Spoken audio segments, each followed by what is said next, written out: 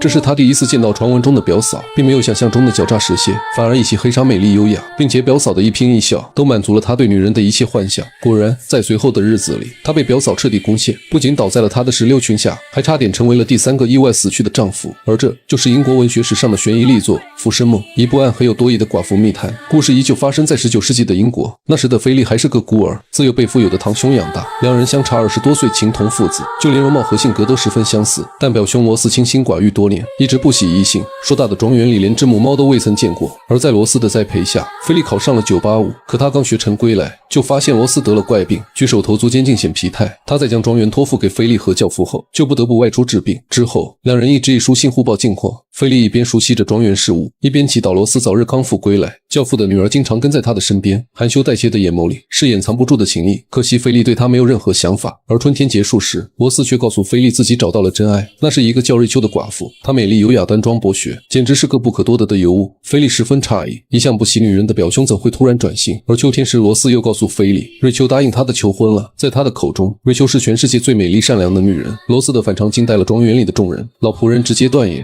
如此炽热的爱必将毁灭一切。果然不久之后，罗斯的画风突变，说那女人自从结婚后，就从性感尤物变成了阴狠毒舌，并且她的病情非但没有好转，还日益加重，折磨得她痛不欲生，言辞间都有被迫害之意。得知表兄有难，菲利即刻动身探望，但紧赶慢赶还是晚到了一步。等赶至堂兄所在庄园时，已然一派颓败萧瑟。律师告诉他，罗斯已经在3周前因为脑癌去世了，医生的诊断甚至是死亡证明，均不能让菲利信服。他认定是瑞秋害死了堂兄，但律师却意味深长地告诉菲利，堂兄将所有的遗产都留给了他，等菲利到25岁时便可全权支配。至于那个叫瑞秋的遗孀，不仅分文未得，还在堂兄病逝后外出散心，至今未归。想着堂兄的恩情，菲利越发憎恶这个素未谋面的表嫂。他暗自发誓，等接手庄园后，一定要亲手为堂兄报仇。然而关于那女人的一切均是传说，在外人嘴里，她富有激情与冲劲，是个妥妥的女强人。可在堂兄心中，她狡诈多变，像蛇蝎女人。而终于有一天，他从教父女儿口中得知瑞秋即将回来的消息。菲利如同打了鸡血的战士，做好了一切战斗准备，就连提前给他安排的房子都是又脏又破的储藏室。他打算极尽所能的羞辱他，为死去的堂兄报仇。可正当瑞秋回来的当天，菲利却刻意避开了见面的时刻，直到晚餐时间方才回家。一进门便到处找寻瑞秋的身影，但却从仆人口中得知他不想一同进餐。菲利有些失望，本想着可以给对方一个下马威，没想到是自己急不可耐。他暗自琢磨着，这个女人果然非同寻常。等晚饭后，他才叫人带话过来，恳请菲利去喝一杯茶。而此时，菲利的好奇已被高高挂起，俨然大过了报复之心，甚至有点迫不及待的要立刻见到这个神秘的女人。可在见到表嫂的第一眼，菲利就发现自己错了。她和自己想象中的妖娆完全不同，一身墨色长裙包裹得十分严实，并且举止端庄，面带愁容，一看就是失去至亲的可怜之人。几乎在一瞬间，菲利打消了复仇的念想，懵懂了24年的心一下子洞明。原先与教父女儿青梅竹马的暧昧情谊，不过是平淡的两小无猜，而这个一身黑衣、笑容浅浅、带着平淡而忧伤气息的女人，却符合了他的一切幻想。并且在接下来的相处中，菲利愈发觉得瑞秋不是害死哥哥的凶手。她美丽大方又得体温柔，仿佛有包容一切的力量。菲利开始相信她不是杀害表兄的凶手，甚至认为是罗斯家族的遗传病导致其患上了被迫害妄想症，所以才在心里对瑞秋大肆诋毁。而随着两人相处的越来越融洽，与日俱增的爱意也将菲利淹没。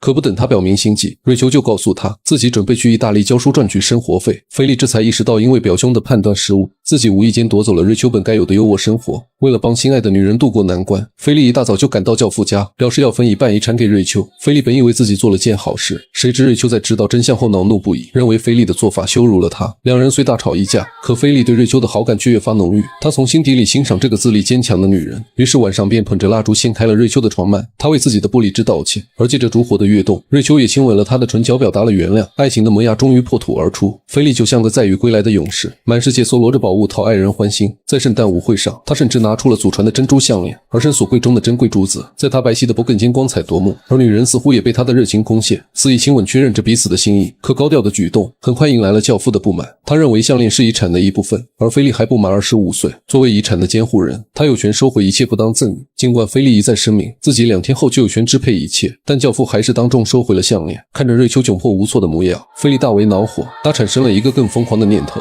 在25岁生日的早晨，晨，他冲进教父家中，并拿出一早拟定好的财产转让协议，将自己继承的所有珠宝全部赠予瑞秋，而约束条件只有一个：瑞秋不能再婚。教父对他的行为深感震惊，却也无权阻止。而拿到契约书后，菲利兴奋不已，他一路策马奔驰，想要立刻见到瑞秋，却不料山边泥土松动，菲利差点命丧深渊。他费尽全身力气才堪堪爬了上来，可陷入爱情的年轻人却没能读懂命运的隐喻，靠着一枪孤勇爬上庄园高墙，摸进了堂嫂的闺房，项链重新回到瑞秋的脖子，跳动的珠货成了催情的良药。在情感和物质的双重刺激下，两人彻底跨过了道德桎梏。而事情的转折也从第二天突然呈现出不同的模样。沉浸在巨大幸福中的菲利早早起床准备好了红酒，想与瑞秋延续昨晚的甜蜜，但出门一问，仆人却说他一早就外出了。而这一等便等到了日上三竿。等瑞秋坐着马车归来时，菲利的闷酒已经喝了几个时辰，可还没等开口询问，瑞秋便淡淡的回道自己去找了神父，了解了赠与契约中的所有条款。菲利有些不可置信，但看着瑞秋那张迷人的脸蛋，他还是咽了下去，并带着瑞秋来到了丛林里散步。而看着四下无人，菲利再度表达了自己的爱意，瑞秋没有接受，也没有拒绝。而这件事过后，菲利便趁着晚宴，当着教父和客人们面宣告自己爱上了瑞秋，并且打算尽快与她完婚。可没想到率先变脸的却是瑞秋，言语间竟是对此事甚感荒唐。I've known shame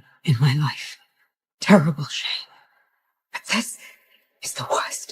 菲利完全傻眼了，他本以为婚约会使两人的感情升温，却没想到让他们之间产生了无法修复的隔阂，甚至开始拒绝与他独处，就连两人说话都要开着门窗避险。看着倍感苦恼的菲利，教父的女儿有意暗示财产赠与条款过于死板，限制了热爱自由的瑞秋，所以他才拒绝结婚。冰冷的现实如冷水般浇灭了汹涌的爱意。菲利病倒了，他一连昏睡了5天，而醒来后却发现是瑞秋在服食汤药。那热切的眼神和殷切的叮嘱，让菲利瞬间想起了早亡的堂兄。Goodness me, if I knew I would get Dr. Smalls to have a look at that. No.